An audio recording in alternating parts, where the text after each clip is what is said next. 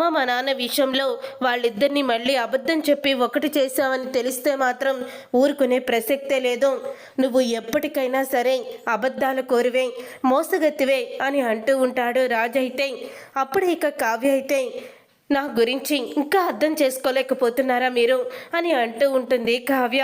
అప్పుడే ఇక రాజైతే అంటూ ఉంటాడు, ఎప్పటికీ కూడా నిన్ను నేను అర్థం చేసుకోను, నువ్వు ఎప్పటికీ కూడా నువ్వు నా భార్యవి కావు అని ఫోను పెట్టేస్తాడు. అప్పుడే కావ్య అయితే చాలా బాధపడుతూ ఉంటుంది. ఇక చాలా బాధపడుతూ కావ్య అయితే, ఇంకెప్పుడు నన్ను నమ్ముతారు, అసలు నేనే తప్పు చేశానని ఆయన నన్ను ఇంతలా నిందిస్తున్నారు అని చాలా బాధపడుతూ ఉంటుంది కావ్య అయితే. అప్పుడే ఇక కావ్య అలా బాధపడుతూ ఉండగా అపర్ణ అయితే కావ్యకి ఫోన్ చేస్తుంది. కావ్య ఫోను లిఫ్ట్ చేయదు. కనకం జరిగిందంతా కూడా చెప్తుంది. అప్పుడే ఇక అపర్ణ అయితే అంటూ ఉంటుంది సుభాష్తో, మన ఇద్దరం కలవడం కూడా వాడికి అది కావ్య ఆడిన నాటకమే అని అనుకుంటున్నాడో, ఎప్పుడు మారుతాడో, ఎప్పుడు కావ్యని ఇంటికి తీసుకొస్తాడో తెలియడం లేదండి అని కనకం అయితే చెప్పిన మాటలకి అపర్ణ సుభాష్ దగ్గర బాధపడుతూ ఉంటుంది. ఇదంతా జరుగుతూ ఉండగానే ఇక అపర్ణకి ఫోన్ వస్తుంది, వాళ్ళమ్మ అమెరికా నుంచి వస్తుందని. అప్పుడే ఇక మా అమ్మ అమెరికా నుంచి వస్తుందంట అత్తయ్య, ఒకవేళ అమ్మ వస్తేనన్నా వీడిలో మార్పు వస్తుందేమో, ఎందుకంటే అమ్మంటే వీడికి చాలా ఇష్టం, అమ్మ చెప్పిన మాట ఎప్పుడూ కూడా కాదనలేదు అని అంటూ ఉంటుంది అపర్ణ.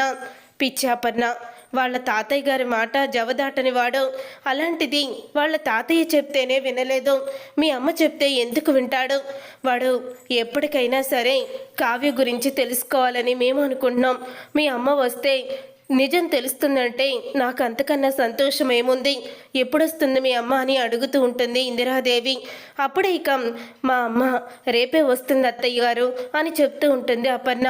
ఇక తరువాత అపర్ణ అయితే, రాజ్ అమ్మమ్మ అమెరికా నుంచి వస్తుంది, వెళ్ళి అమ్మమ్మని పికప్ చేసుకొనిరా అని అంటూ ఉంటే అప్పుడే ఇంకా రాజ్ అయితే అవునా అమ్మమ్మ వస్తుందా అని అంటూ ఆనందపడుతూ ఉంటాడు. ఇక రుద్రాణి అయితే వామ్మో ఆవిడొస్తుందా, ఆవిడొస్తే మాత్రం కొంచెం జాగ్రత్తగానే ఉండాలి అని రుద్రాని అనుకుంటూ ఉంటుంది. ఏంటి మమ్మీ, అపర్ణ అత్తయ్య వాళ్ళ అమ్మ వస్తుందంటే నీకెందుకు అంత భయమని రాహుల్ అడుగుతూ ఉంటాడు. రాహుల్ అడుగుతూ ఉంటే అప్పుడే రుద్రాని అయితే, రే ఏం చెప్పమంటావురా, ఆవిడ మామూలుది కాదు, ఈ అపర్ణ కన్నా రెండింతలు ఎక్కువ, ఆవలిస్తే పేగులు లెక్క పెడుతుంది, అలాంటిది అని అంటూ ఉంటే అప్పుడే ఇంకా ఆ మాట విని రాహుల్ కూడా అయితే జాగ్రత్తగానే ఉండాలి అని అంటూ ఉంటాడు. తర్వాత రాజైతే వాళ్ళ అమ్మమ్మని తీసుకొని వస్తాడు. తీసుకొచ్చిన తర్వాత ఈ ఇంట్లో నాకు వెలుతుగానే కనపడుతుంది, ఇంటి కోడలు లేకపోతే ఇల్లంతా బోసి కొడుతుంది అని అంటూ ఉంటే అప్పుడే రుద్రాణి అయితే, మీరేమన్నా రాజు భార్య ఉన్నప్పుడు వచ్చారా ఇంటి కోడలు లేకపోతే వెలుతుగా ఉందని అనడానికి అని రుద్రాణి అంటూ ఉంటుంది. అయినా నీకేం తెలుసు, మొగుడిని వదిలేసి పుట్టింట్లో పడున్నావు, ఇంట్లో కోడలుంటే ఎలా ఉంటుందో, కూతురుంటే ఎలా ఉంటుందో, పెళ్ళైన కూతురు ఉంటే ఎలా ఉంటుందో నాకు తెలుసు అని అంటూ ఉంటుంది అపర్ణ తల్లి అయితే.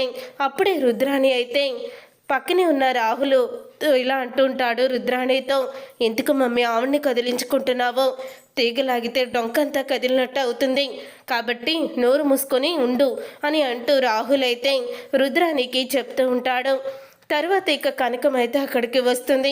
కనకం వచ్చిన తర్వాత అప్పుడే కనకాన్ని చూసి అపర్ణ అయితే, ఏంటి కనకం ఇలా వచ్చావు అని అడుగుతూ ఉంటుంది. ఏం లేదమ్మా, మీరు నానమ్మ కాబోతున్నారు, దుగ్గిరాల ఇంటికి వారసుడు రాబోతున్నాడు, కావ్య ప్రెగ్నెంట్ అయ్యింది అని చెప్తూ ఉంటే అప్పుడే ఇక రాజు అయితే, అబ్బో అసలు మామూలు డ్రామా కాదుగా ఇది, మీ కూతురు కడుపుతో ఉందంటే కడుపులో ఉన్న బిడ్డ కోసం పరిగెత్తుకుంటూ వస్తానని భలేగా మీరు నటించారుగా అని అంటూ రాజైతే అవమానిస్తాడు కనకాన్ని. అప్పుడే ఇక కనకమైతే, చాలు బాబు చాలు, నేను క్యాన్సర్ వచ్చి నేను చనిపోయినా పర్వాలేదు అనుకొని అబద్ధమాడాను. కానీ నా కూతురు ప్రెగ్నెంట్ అని అబద్ధం చెప్పి మిమ్మల్ని అక్కడికి తీసుకువెళ్ళాలని నా ఉద్దేశం కాదు. నిజంగానే కావ్య ప్రెగ్నెంట్ అయ్యింది. ఇది కూడా అబద్ధం అనుకుంటే ఇక జీవితంలో దాన్ని నువ్వు క్షమించవని నాకు తెలిసిపోయింది. ఇంకోసారి మీ ఇంటి ముందుకు వచ్చి ఏ విషయం కూడా చెప్పను బాబు అని అంటూ కనకం వెళ్ళిపోతుంది. ఇదంతా చూసి కోపంతో రగిలిపోతూ ఉంటుంది అపర్ణ తల్లి. అయితే తర్వాత రుద్రాని రాజుతో భలే చెప్పావు రాజ్, చెప్పు తీసుకొట్టినట్టు సమాధానం చెప్పావు అని అంటూ ఉంటే ఇందిరాదేవి అయితే కావ్యకి ఫోన్ చేసి అడుగుతుంది, నిజమే అత్తయ్య గారు అని మా అమ్మ అని చెప్పి ఇందిరాదేవితో కూడా చెప్తూ ఉంటుంది కావ్య. ఇక ఆ మాట విని అందరూ కూడా చాలా సంతోషపడుతూ ఉంటారు. రుద్రాని అయితే రాహుల్తో అంటూ ఉంటుంది, రే ఇప్పుడు అది కడుపుతో ఉంది, అది కడుపుతో ఉంటే మళ్ళీ ఇంటికి వారసుడు వస్తున్నాడని రాజు కొన్ని రోజులకి తెలుసుకొని కావ్యని క్షమించి ఇంటికి తీసుకురావచ్చు.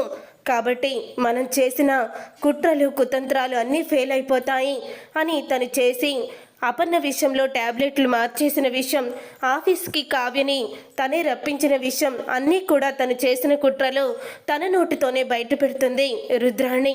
అప్పుడే ఇదంతా చూసి వెంటనే అపర్ణ తల్లి అయితే మొత్తం అంతా కూడా వీడియో తీసి రాజు ముందు పెడుతుంది.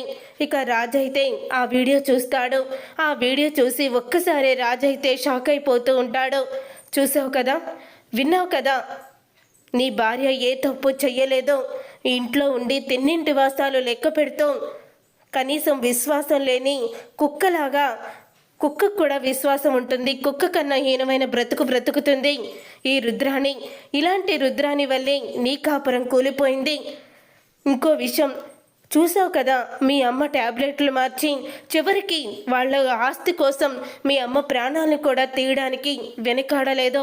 ఇలాంటి మాటలు నమ్మి నువ్వు నీ భార్యని, ఈ ఇంటి క్షేమాన్ని కోరుకునే నీ భార్యని అవతలికి పంపించేశావు అని అంటూ చెప్తూ ఉంటుంది ఇందిరాదేవి. అయితే అప్పుడే ధాన్యలక్ష్మి వెళ్ళి రుద్రాని చంప పగలగొట్టి నీ స్వార్థానికి నా కొడుకు జీవితాన్ని కూడా బలి చేసావన్నమాట అని ధాన్యలక్ష్మి కూడా రుద్రాని చంప పగలగొడుతుంది. చూసారుగా ఫ్రెండ్స్, రాబోయే కథలో ఖచ్చితంగా ఇలాగే జరగబోతుంది. మరి ఇలాగే జరగాలని మీరైతే కోరుకుంటున్నారా? అయితే వీడియోని తప్పకుండా లైక్ చేసి ఛానల్ని సబ్స్క్రైబ్ చేసుకొని పక్కనే ఉన్న గంట సింబల్పై ఆల్ అని క్లిక్ చేయండి. అప్పుడే మేము పెట్టే ప్రతి వీడియో మీరు మిస్ కాకుండా చూసేవచ్చు.